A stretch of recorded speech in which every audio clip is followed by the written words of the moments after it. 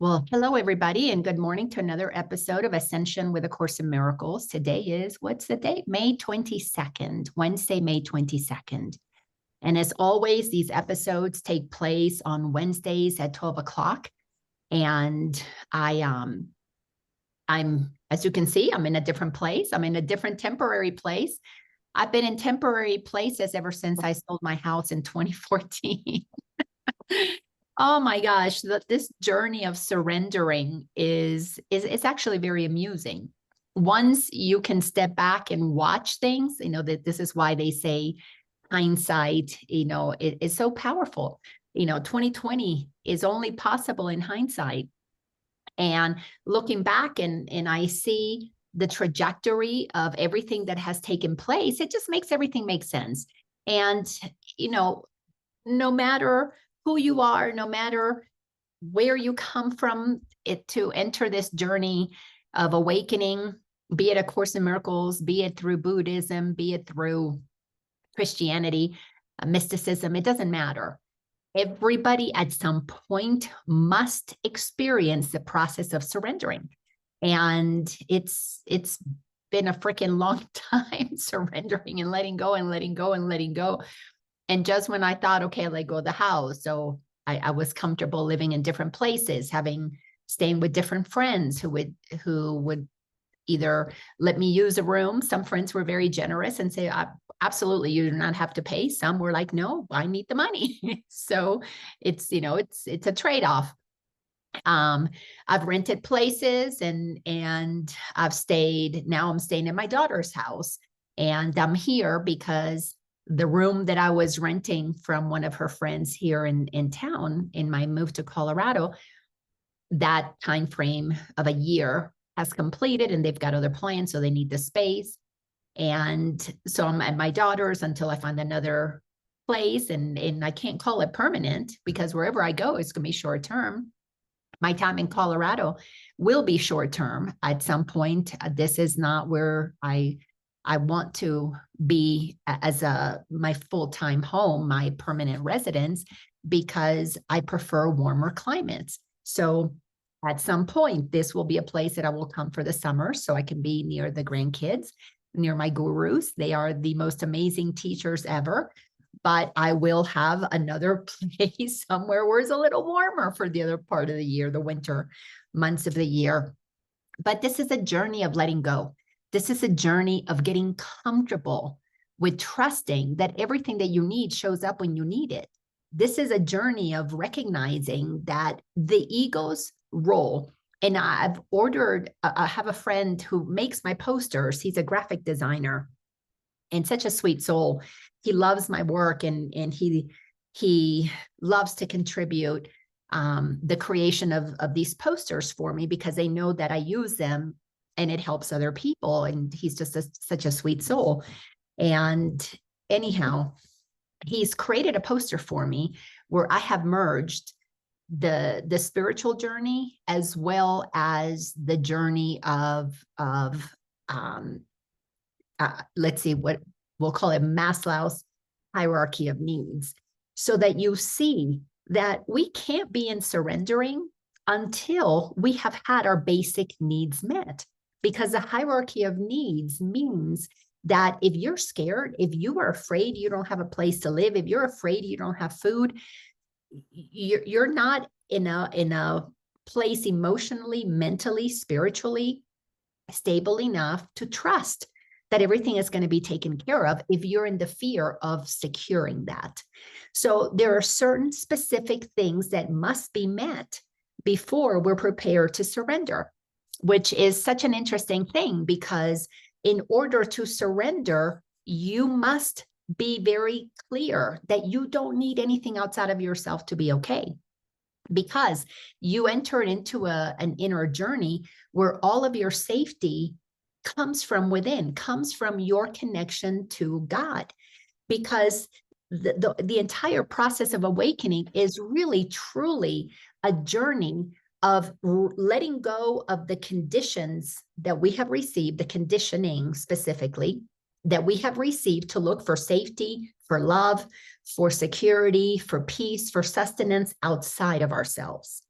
Now, in the third dimension of consciousness, and densities and dimensions are different things. So the 3D, third dimension of consciousness, we are here to have a very physical human experience. And when you think about the process of ascension, you've got to think about it grades in school. So the very basic grade that humanity has been in is the third dimension. Really, it's the fourth dimension because it incorporates time, space, width, it's height, width, and time. So we operate in time in what we call the third dimension. The ego operates in time. It uses time, as the Course tells us, it uses time to create past, present, future. So the mind is conditioned to think in past, present, future. You were born this day, you're going to die this day, and then you do life in between. And the ego that is operating in survival, which is something that you notice from the get-go, a little child needs to eat to survive. If not, it's going to, the alarms are going to sound. It's going to start crying. It's going to start letting you know it needs to eat. It needs to eat because it needs to be, stay alive through that process that is natural to the body. That gives us the ability to have a human experience. That survival instinct is necessary. Long time ago, we needed that so that the saber-toothed tiger wouldn't eat us. Now, what is happening is those who are ready to move to another dimension, we don't need to be operating in the basic of just taking care of your body. Once you are comfortable with the idea that you're not a body, you have a body, but you're not a body. These are so many of the teachings in A Course in Miracles. Now you're prepared to a more mature way of being in the world. But what happens is that when you move into the place of surrender, you know you're not of this world because your sustenance does not come from this world. And I'm including food. It does not need to come from this world. And there are masters who have mastered, this is why they're masters, have mastered the ability to not eat. They don't have to eat. They are breatharians. They operate from breath, but that's because the mind has been so fine-tuned to the awareness that what they are is non-physical energy. They have prepared themselves in terms of mind, then the body has to follow. But the body cannot follow into knowing that what we are is non-physical until you release the emotions. The emotions are what create the density. So as we have seen so many times, and of course, this is so much of the work, the coaching, the power of awareness that I teach, there is thinking first. Thinking, perception, then creates the emotional experience. The emotional experience that is not processed is held in the body. This is why we have to do the work of feeling whatever hasn't been processed specifically from childhood and many times from past lives. Until we process that, we are still operating in density because our body holds the weight of that unprocessed drama, trauma, emotional experiences. So we have to go through very specific processes to go through the process of ascension. But when you are comfortable that this world is not your source of sustenance, you've done the inner work. You know who you are as God created you. You little by little by little move to a place of recognition that everything that is of the 3D world, you have to surrender it. You cannot hold on to the 3D and move into a higher dimension. So there's dimensions, there's density. I know it can get a little confusing. I know for me, for a while, as I've been studying that to get clear about that, it was confusing at first, and now it makes perfect sense. So humanity is moving into the fifth density of consciousness, means that we are moving into a place down the road. It's going to be quite a few hundred years, we need a lot of generations that have to do the work and move up into the awareness mind has to be trained, emotions have to be released, the heart has to open, the surrender has to be complete. Then you are operating totally and completely guided by God, by source, spirit, universe, whatever you want to call it. There's only one source, and we can call it whatever we want to call it, but it's still the one source that expresses itself as everything. That source has an experience, or the source, I shouldn't call it that source, the source, when it moves into higher density, in the higher density, which is, let me see, how do I explain this? The higher the density that we go, the slower that things move, the more present that you are, the slower that light moves, the slower that everything takes place, the more you're present to what is in this now moment. You really are living in the now all the time. So we have to slow down the mind. We have to slow down these emotional reactions. We've got to get the body to operate at a level where everything calms down, slows down. In that higher dimension, you're not looking for anything outside of yourself. You're not looking, you don't need money, you don't need food, you don't need, anything outside of yourself. Everything is sourced from within, because you're creating a reality with the awareness that you are the source. But until we get to that level of consciousness, what we're doing is aware that we're at a lower level of consciousness. We are thinking, because we're programmed that everything that we need is outside. So we have to take care of those needs in order to get to the place of comfort where we can slow the mind from all that monkey mind enough that we can begin to get comfortable with the idea of going within, so that we can begin to do the process of healing. All of those steps take place whenever we're ready for them. We cannot say, oh, well, you're 10 years old. So like we do now, 10 years old, you should be in 3rd grade, or you should be in 4th grade. This journey of awakening is not like that. Oh, when you're 60, you should be enlightened. Well, that would be nice, but it's not that way. It's when you are ready, because you have prepared the way to understand the way your mind works, the way the emotions work, the role of opening the heart in the process of ascension. And Course in Miracles, that I love using, I just absolutely love the teachings of A Course in Miracles, because I have not found anything that breaks down the understanding of the way the mind works to make up the ego part. So the ego is part of this lower density. We need the ego to protect the body. The ego serves a role. It's a very important role. Just as in 3rd grade, it's still important for coloring books in class. It's still important for snacks in class, until you get to middle school, where you don't need to have coloring books anymore. You don't need to have some of those things that you play with, maybe with your hands in 3rd grade, because you have moved to a higher, more sophisticated way of learning. But middle school is not yet high school. It's not yet college. So ego serves you, I want you to think about it, in the elementary part of being a human. And it has a role. I say you got to make ego your amigo to understand it. Just like you have to befriend that part of you that keeps you in a state of self-sabotage. You got to begin to listen to it. You got to begin to talk to it. No, I know you keep telling me that I should be afraid of, I won't get the job, but I don't want to listen to that anymore. I prefer to believe that I can get that job.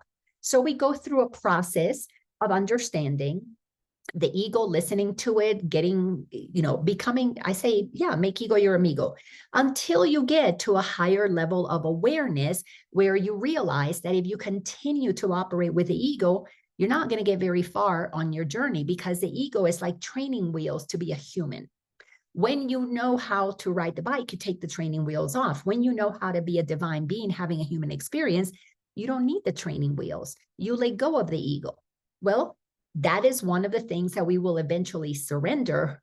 But typically, the process of surrendering is a process of understanding what the ego is, how it sabotages our ascension. It doesn't sabotage your human experience. It lets you have a human experience because it makes you feel insecure. You need to go find things to make you feel happy. You need to go find things to make you feel safe. You need to go outside and get stuff.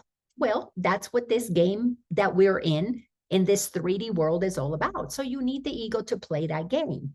But if you're ascending, you don't need that game anymore. You're playing a totally different game. You're playing a game of empowerment. You're realizing you create your reality. You realize that you created your suffering, and now you're using that power to co-create something different.